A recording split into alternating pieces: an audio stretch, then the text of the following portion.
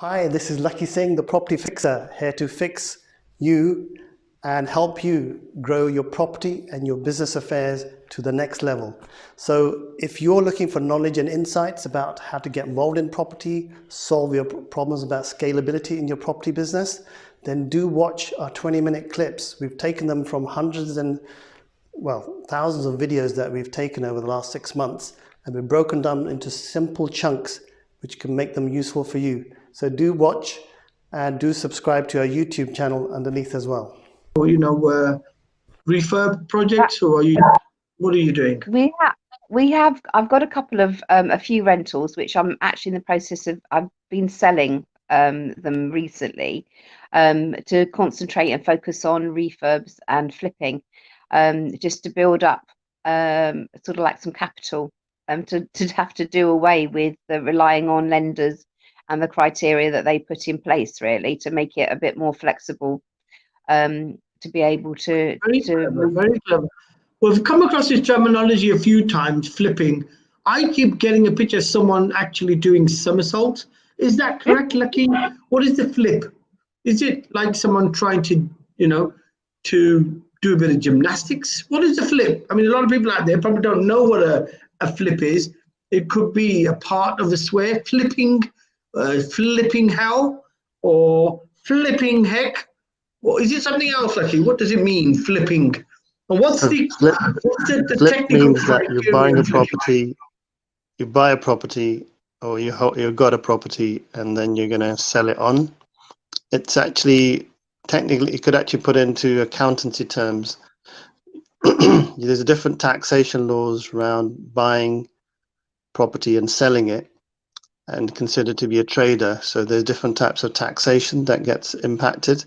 So whereas if you're buying and holding property, then tax is looked at differently. So flipping property is a simple act of buying an asset and then selling it and making your margin. That's the, let's just say, that's the mode of making profit.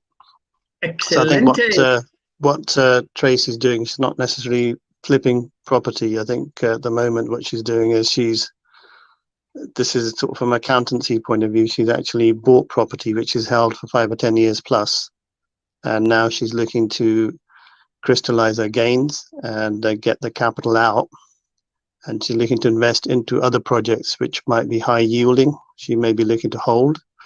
I think that's maybe accurate. Is that right, Tracy?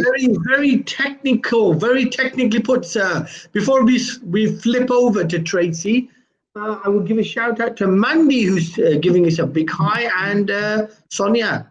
Thank you so much this morning for everybody waking up on a Monday morning. I've not asked you then, Tracy, before I ask you the technical explanation, whether Lakhi's got it right or not. How's the weather out there in Bristol? A bit gloomy. It's a bit gloomy. A little bit of a frost this morning and a bit gloomy now. You seem to have a Bristol accent. You're not from, are you originally from Bristol, or are you from elsewhere? I grew up in southwest London. Ah, you see, I caught you. So you're not originally from Bristol. You're out from London. Is that right? No. You're from East? Yeah, near Kingston on Thames, that area, near Thames Palace. Where on Thames? Kingston. Kingston. Yeah. Ah, Kingston. You mean Kingston upon Thames?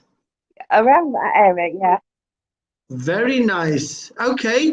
And how many years have you been out of London? How long have you been outside of London? 33. Ah, 33 only, say. Only 33. Yeah, so I've been out of London longer than I was in London.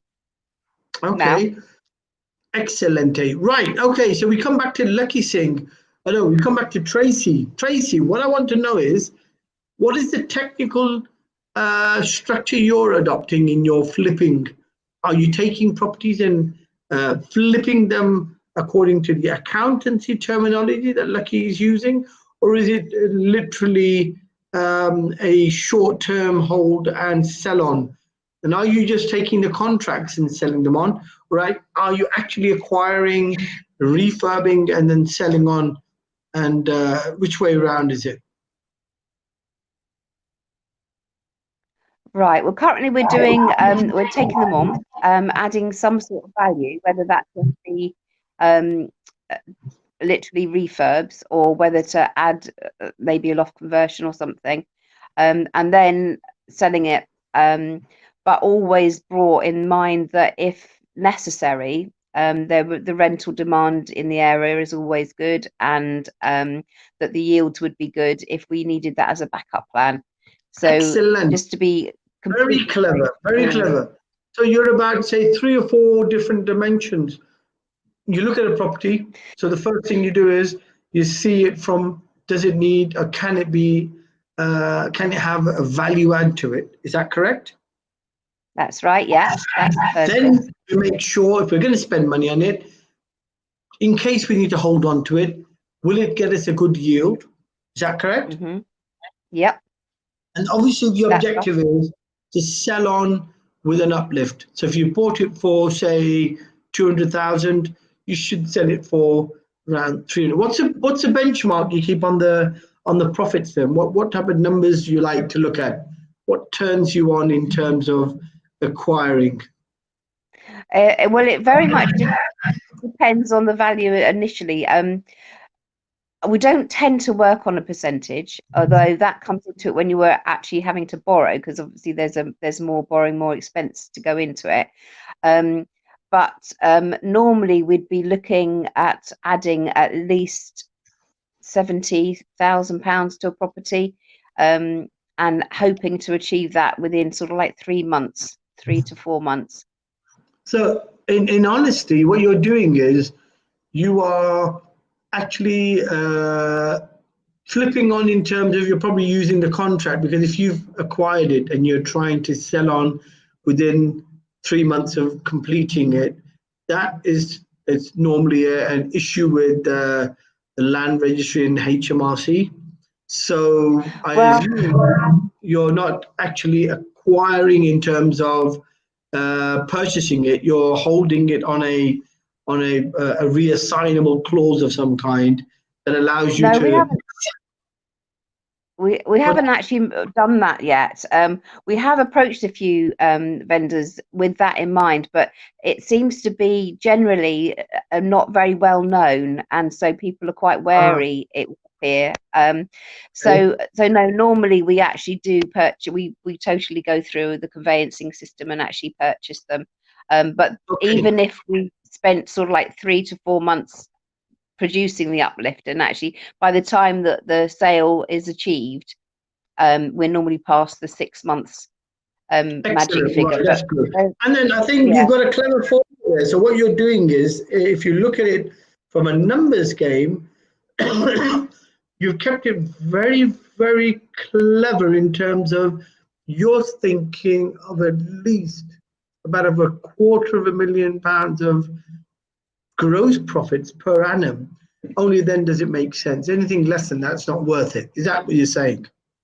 Well, it depends how many projects you can do. We are quite selective, which is one of the things that that we do very well, is actually dismiss a lot of properties and a lot of projects, because we want to build in a margin for the market taking a downturn, problems that could be held up along the way.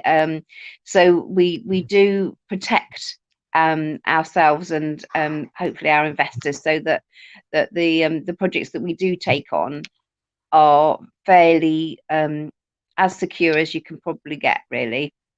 Excellent. So you have a investment bank as well. So you've got a bank of people who are also putting money in with these projects for you. Is that correct?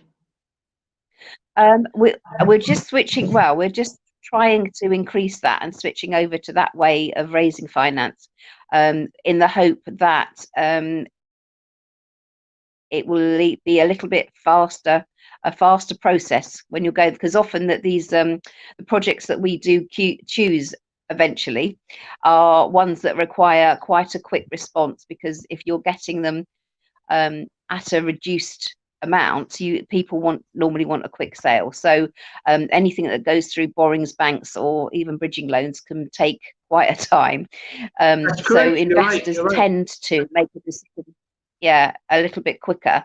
And also it just means that it's nice to think that you can offer somebody a decent return on an investment. And what type of returns do you offer, Tracy?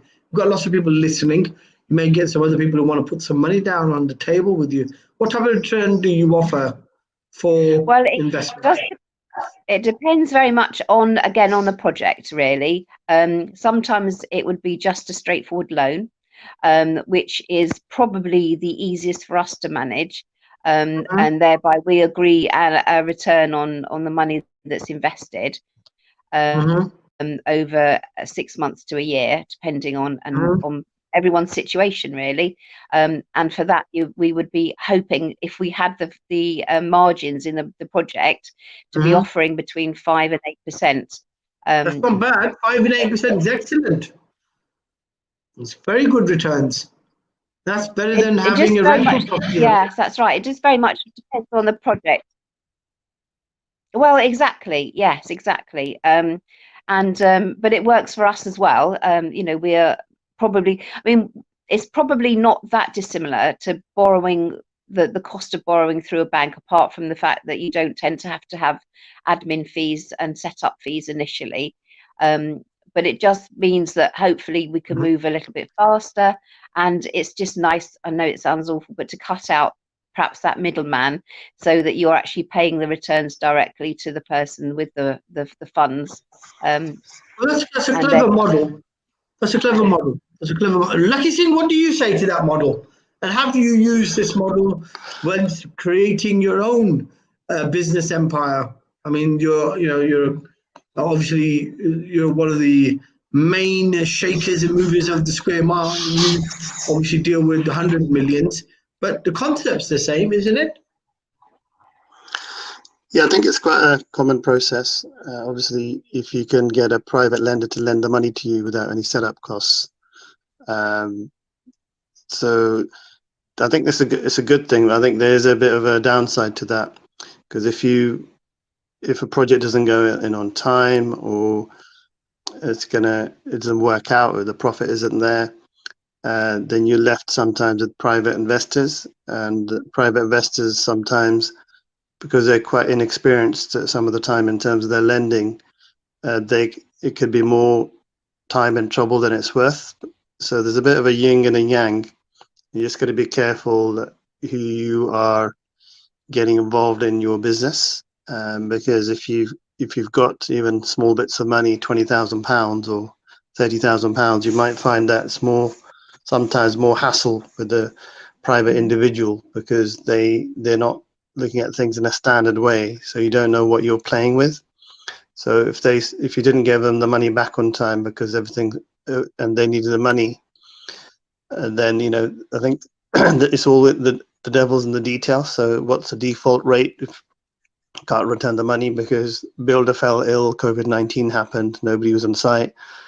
A lot of the things come out in the wash in terms of well, you don't really want them to come out in the wash, you actually want them to preempt them. So things like if there's a delay, what's the default rate? And if you're borrowing money from a private individual, is it secured against the asset with some sort of documentation as a charge document against the asset? And also, where do they rank in terms of their money? Is it a first charge? Is it a second charge? Is it a third charge? So, and I think the issue you get with private investors is that if they're inexperienced in lending, something goes wrong, some of them go a bit crazy and they may spread it all over the internet or something and actually give you a bit of a bad name as well. So you just have to be very careful really who you're dealing with, and really work out what the pros and cons are. In my view, you may be able to get the same sort of lending even on a bridge with private lenders, which are still investors of a type, but they're quite experienced in their documentation. So it might be easier to deal with them because, but it's very difficult to get a private lender that's consistent, because sometimes they'll also try to be clever and trying to change the goalposts as well with you.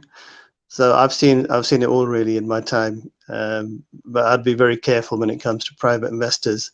So if there's a way of raising money yourself and do it through an institution, I suppose if you can do it cheaply enough at the same sort of cost, then happy to try and help you, give you those sort of contacts if that helps you. Excellent. Right, Tracy, last minute. What do you have to say to the listeners, and just in general terms, what do you say the market seems to say to you at this present time? Because you're out in Bristol, and I assume the market in Bristol is slightly different to the market in London. What do you think is happening in the last, give us a 30-second summary and give us an understanding of where do you think the market's going in, and what type of business you are happy to take on, in case we've got somebody who wants to give you a shout out.